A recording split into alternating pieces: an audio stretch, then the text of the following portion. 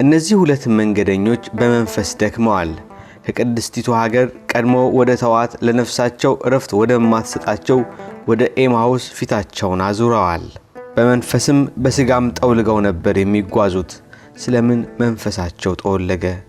የመድከማቸው ምስጢሩስ ምን ነበር?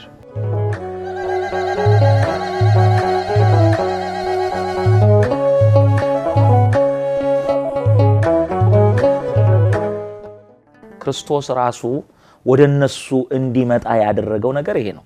አንዳንድ ጊዜ መጽሐፍ ቅዱስ ላይ የሚያስገርሙ ነገሮች አሉ። ለምሳሌ በዮሐንስ ወንጌል ምዕራፍ 4 ቁጥር 4 ላይ በሰማርያ ሊያልፍ ግድ ሆነበት የሚል ቃል ተጽፏል። በሰማርያ ሊያልፍ ግድ ሆነበት። እሱ አምላክ ነው። ማን ነው በሰማርያ ካላለፍክ ብሎ እሱ ሊያስገድደው የሚችለው? በሰማርያ ሊያልፍ ግድ ሆነበት የሚለው በዛ እሱ በሚያልፍበት በሚደርስበት ሰዓት ውሃ ልትቀዳ የምትመጣ እሱ የሚያስፈልጋት በኑሮዋ የተሰበረች ልቦኗ ያዘነባት የሰው አንደበት ያቆሰላት ክርስቶስ የሚያስፈልጋት ምስኪን ሴት ነበረች። በሰማርያ እንዲያልፍ ግድ ያለው የዛ ሴት ህይወት ነው።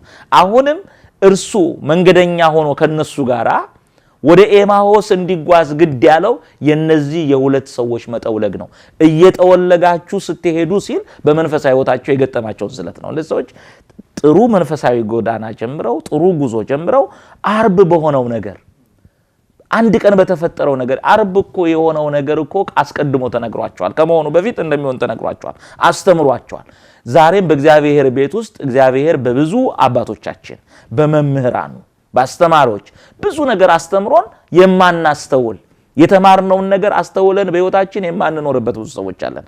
በሆነው ነገር ስላላመኑ አለማመን ወደ ልባቸው ስለመጣ በመንፈሳዊ ህይወታቸው ዝለት ስለመጣ መጠውለግ ስለመጣ ክርስቶስ ከነሱ ጋራ መንገደኛ እንዲሆን ያስገደደው ዋናው ነገር የነሱ መጠውለግ ነው። እየጠወለጋችሁ ስትሄዱ ሲል ትላንትና የነበረው እምነታችሁ ከልባችሁ እየጠፋ በመንፈሳዊ ህይወታችሁ እየዛላችሁ እየቀጨጫችሁ ስትሄዱ ምታወሩት ይሄ ምንድነው? አሁን እኮ እናንተ ዝለት ላይ ናችሁ፣ መጠውለግ ላይ ናችሁ። እየጠወለጋችሁ ምታወሩት ግን ስለሚያበረታ ነገር ነው የሚያወሩት ስለ ክርስቶስ ነው።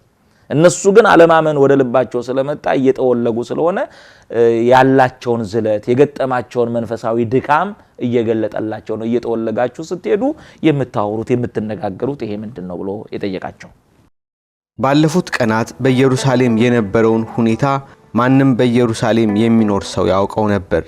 በእግዚአብሔርና በሕዝብ ሁሉ ፊት በሥራና በቃል ብርቱ ነቢይ ስለነበረው ስለ ኢየሱስ ክርስቶስ የካህናት አለቆችና መኳንንት ለሞት ፍርድ እንዴት አሳልፈው እንደሰጡት እንደሰቀሉት ለራሱ ነገሩት። ምራው አንተ ለኢየሩሳሌም እንግዳ ሰው ነህ ወይ ብለው ጥያቄ ጠይቀዋል። ለምንድነው? እነሱም ከኢየሩሳሌም ነው የወጡት፣ እሱም ከኢየሩሳሌም ነው አብሯቸው መንገደኛ መስሎ የተከተላቸው። በኢየሩሳሌም ደግሞ አርብ ስለሆነው ነገር እንደገና ደግሞ እሁድ በማለዳ ስለሆነው ነገር በኢየሩሳሌም ላይ የተወሩ ብዙ ነገሮች አሉ። ስለ ክርስቶስ ኢየሩሳሌም ተናውጣለች፣ አርብ ዕለት ተናውጣለች። ሕዝቡ ሁሉ ስቀለው እያለ የተፈረደበትን ፍርድ የሆነው ነገር በኢየሩሳሌም ተወርቷል። ለዚህ ለኢየሩሳሌም እንግዳ ሰው ነህን የሚል ጥያቄ ጠየቁት። ኢየሩሳሌም ላይ ውሎ አርብ የሆነውን ያላየና ያልሰማ ሰው የለም። ስለዚህ እንግዳ ነህ ወይ በኢየሩሳሌም የሆነው ይሄ ነው ብለው ያለውን ነገር ዘረዘሩለት። ይዘረዝሩ መጀመሪያ የነበራቸውን እምነት ነው የገለጡት። መጀመሪያ በክርስቶስ ላይ የነበራቸው መደገፍ በክርስቶስ ላይ የነበራቸውን መታመን ነው የገለጡት። የመጀመሪያ እምነታቸውን የሚገልጠው ቃል ምንድነው? በእግዚአብሔርና በሰው ፊት በስራና በቃል ብርቱ ስለሆነው ስለ ናዝሬቱ ኢየሱስ ነው አሉ። አሁን ምንድነው እዚህ ጋር ምናየው? በእግዚአብሔርና በሰው ፊት አይደለም፣ በእግዚአብሔርና በሰው ፊት በስራና በቃል ብርቱ ስለሆነው። ስለዚህ የቀደመ እምነታቸውን ያመለክታል። የቃል ታምነውበት ተደግፈውበት በቃ እሱ አምላክ መሆኑን በእግዚአብሔርም በሰው ፊት በቃልና በስራ ብርቱ የሆነ በጣም የሚገርም ነገር ነው። ክርስቶስ በቃልም ብርቱ ነበር፣ በስራም ብርቱ ነበር። ስለትህትና በቃል ተናግሯል። ትሁት ስለመሆን በቃል አስተምሯል። በቃል ያስተማረውን ትህትና በተግባር ገልጧል አይደለም? ማቴዎስ ወንጌል ምዕራፍ 11 ቁጥር 28 ላይ ከኔ ተማሩ እኔ የዋህ በልቤም ትሁት ነኝ ብሎ ትሁት መሆኑን እንደገና ስለ ትህትናም ብዙ በርካታ ትምህርቶች አስተምሯል። በቃል ያስተማረውን ደግሞ በተግባር አሳይቷል። ወገቡን ታጥቆ ጎንበስ ብሎ ሰማያዊው አምላክ ነው። ተመልከት፣ ሰማያዊ አምላክ ነው። በሰማይ ኃይላቱ መኳንንቱ ስልጣናቱ እልፍ አእላፋቱ መላእክት በፊቱ የሚያረግዱለት የሚንቀጠቀጡለት አምላክ በሳት ድንጋዮች መካከል የሚመላለስ አምላክ ወገቡን ታጥቆ እንደ ባሪያ ዝቅ ብሎ የሐዋርያትን እግር አጠበ። ስለ ትህትና አስተማረ፣ ትህትናን በተግባር አሳየ። ስለዚህ በቃልና በስራ ብርቱ የሆነ በትምህርቱ ጠላትን ስለመውደድ አስተምሯል። ጠላቶቻችሁን ውደዱ ብሎ አስተምሯል። በኋላ ጠላትን ስለመውደድ ስለ ይቅርታ በቃል ያስተማረ አምላክ በመስቀል ላይ ተሰቅሎ የሚያደርጉትን አያውቁምና ይቅር በላቸው እያለ ጠላትን ስለመውደድ አስተምሯል። ስለዚህ በቃልና በስራ ብርቱ የሆነ ስለሆነው ስለ ናዝሬቱ ኢየሱስ ነው። በቃሉ በአፉ ትምህርት ብዙዎችን ለራሱ ማርኳል። ብዙዎችን ከኃጢአት ከዘላለም ሞት አድኗል። እንደገና በተግባር ደግሞ ፍቅሩን በመስቀል ላይ ገልጦ ስጋውን ቆርሶ ደሙን አፍሶ ዓለምን አድኗል። አሁን እነሱ ለሞት በፈቃዱ ተላልፎ ከመሰጠቱ በፊት ያደርጋቸው የነበሩ ተአምራት አሉ። ለምጻም አንጽቷል፣ ጎባጣ አቅንቷል፣ አይደለም ህመምተኛ ፈውሷል፣ ሙት አስነስቷል፣ ጥቂቱን አበርክቶ አብልቷል። ይሄንን ነው ስራ የሚሉት። ይሄ ስራ ደግሞ እውነት ነው፣ የሚያስደንቅ ነው። ታስታውስ ከሆነ ኒቆዲሞስ ወደ ክርስቶስ መጥቶ በክርስቶስ ማመኑን እኮ ሲገልጥ አንተ የምትሰራውን ስራ ከእግዚአብሔር ካልሆነ በቀር ማንም ሊሰራው አይችልም ብሎ ክርስቶስ በሚሰራው ነገር እንደተመሰጠ ተናግሯል። በዮሐንስ ወንጌል ምዕራፍ 3 ላይ እንደተጻፈ ማለት ነው። እነዚህም ሰዎች ይሰራ በነበረው ገቢረ ተአምራት በጣም ያመኑ ስራውም ንግግሩም የመሰጣቸው የማረካቸው እንደነበሩ ነው የሚገልጠው።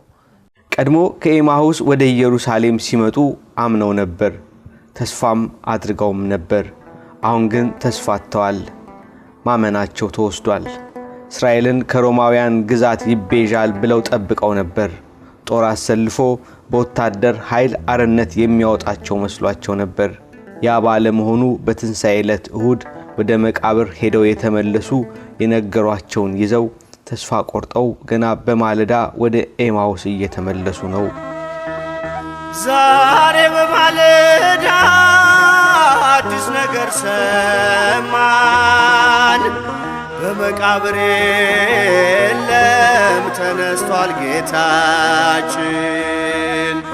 ሴቶች አስገረሙን ሥጋው የለም ሲሉ፣ መላእክቱም ታዩ ሕያው ነው እያሉ። ተስፋ ቆርጠን ነበር ኤማሁስ ሄድነው፣ በግፍ ስለሞተ ይቤዠናል ያልነው። 60ውን ምዕራፍ በሐዘን ተራመድን፣ የሚያቃጥል ፍቅሩን ሞቱን እያስብን ሞቱን እያሰብን።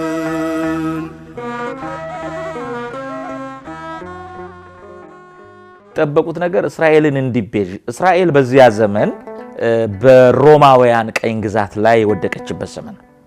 እስራኤልን እንዲቤዥ ሲል እስራኤልን ከሮማ ባርነት ነፃ ያወጣል ብለን ተስፋ አድርገን ነበረ። እሱ እስራኤልን ከሮማ ባርነት ነፃ ሊያወጣ የመጣ አምላክ አይደለም። አዳምንና ልጆቹን ከዘላለማዊ ሞት ከዲያብሎስ ባርነት ነፃ ሊያወጣ ባሪያዎች ነበራችሁ፣ አሁን ግን ልጆችና ወራሾች ናቸው ተብሎ ተጽፏል። ከዘላለም የዲያብሎስ ባርነት፣ ከዘላለም የኃጢአት ባርነት፣ ከዘላለም ሞት ነፃ ሊያወጣ እንጂ የመጣው አንዲትን የእስራኤልን ግዛት ከሮማ ባርነት ከሮማ ቀኝ ግዛት ነፃ ሊያወጣ የመጣ አምላክ አይደለም። ይቤዥ አመለካከታቸውም ክርስቶስ የመጣበትን ትልቁን ነገር እንዳላዩ እንዳላስተዋሉ እዛ ደረጃ ላይ እንዳልደረሱ ነው ይሄ ቃል የሚያስረዳ።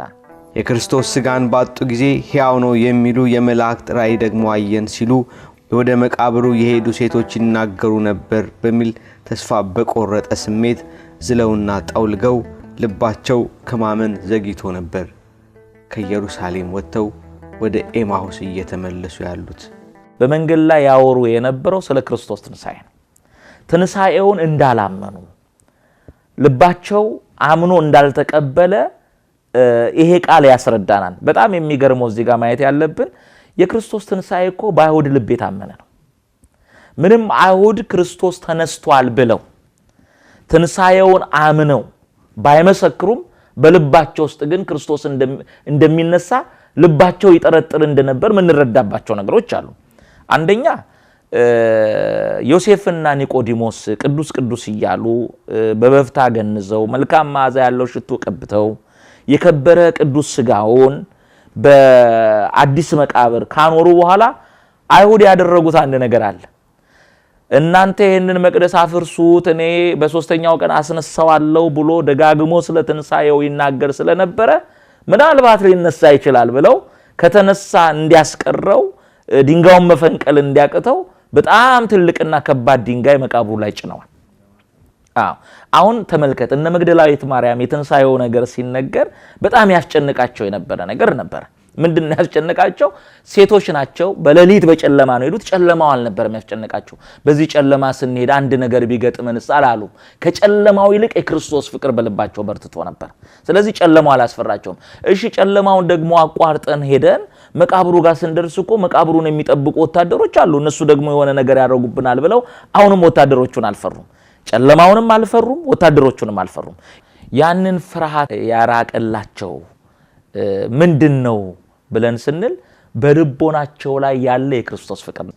ፍጹም ፍቅር ፍርሃትን አውጥቶ ይጥላል ነው ያለው ሐዋርያው ዮሐንስ። ስለዚህ ያ ፍቅር ነው ፍርሃትን ከነሱ አውጥቶ ያራቀው እና ጨለማውን አልፈሩም፣ ወታደሮቹን አልፈሩም። ግን ያስጨነቃቸው አንድ ነገር ነበር።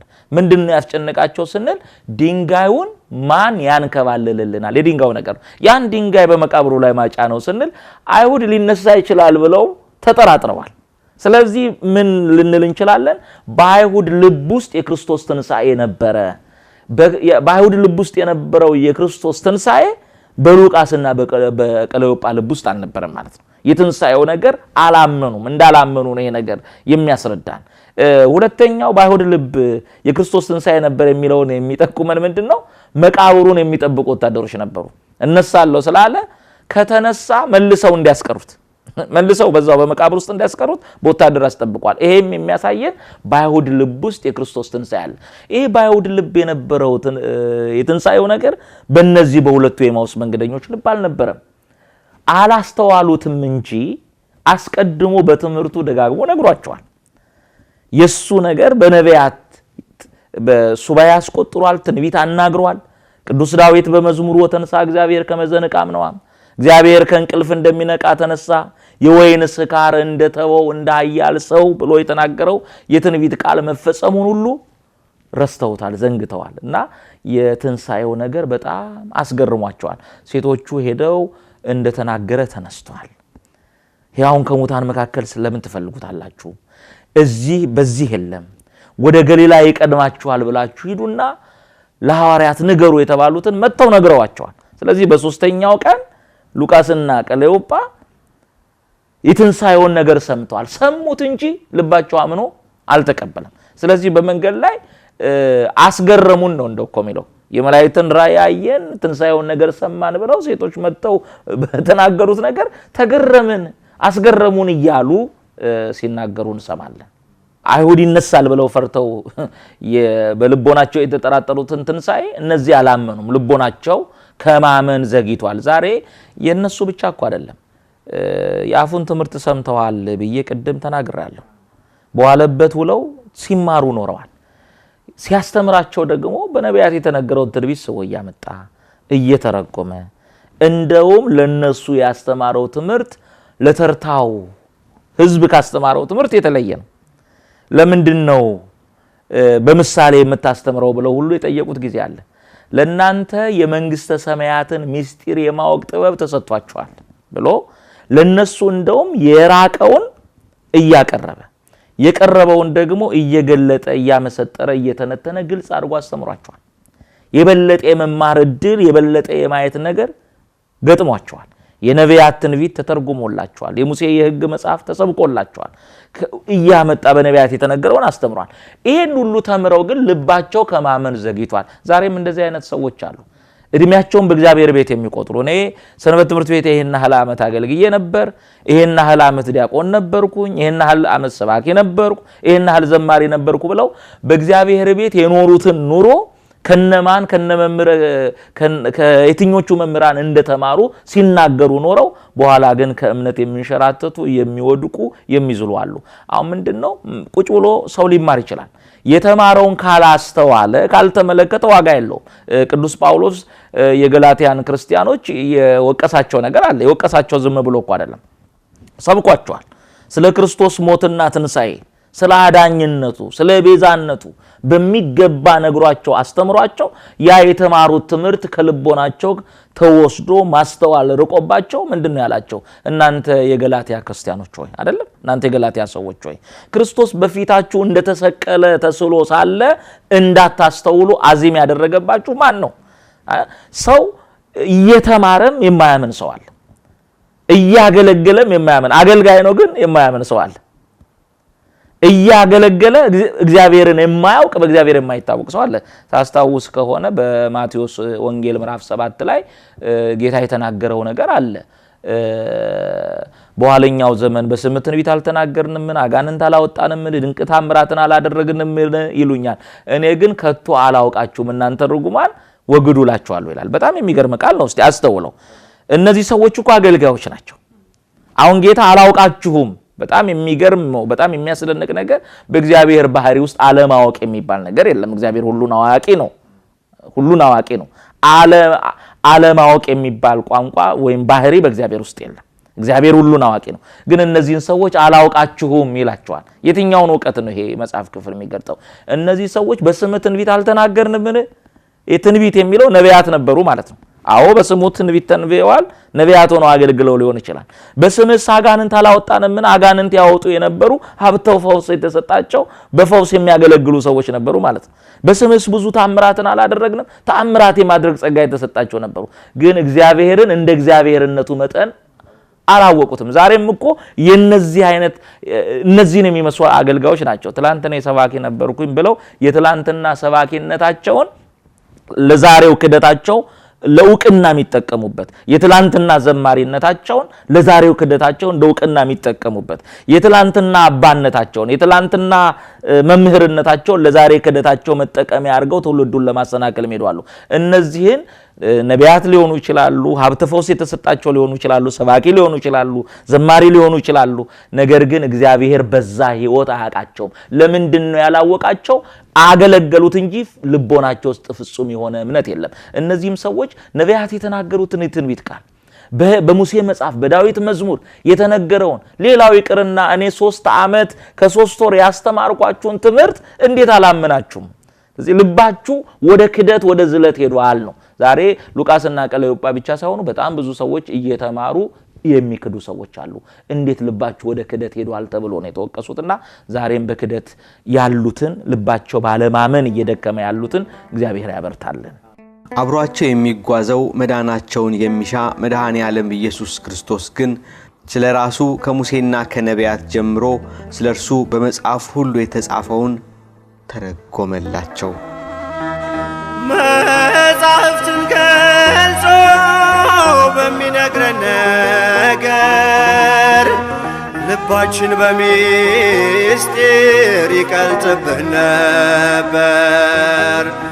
አይናችን ተይዞ እኛ መቻወቅነው ቀኑ መሽቷልና በቤት ደራልነው።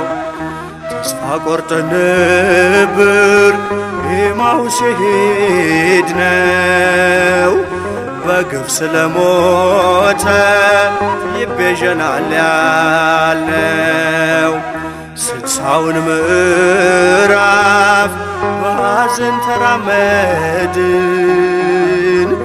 የሚያቃጥል ፍቅሩን ሞቱን እያሰብን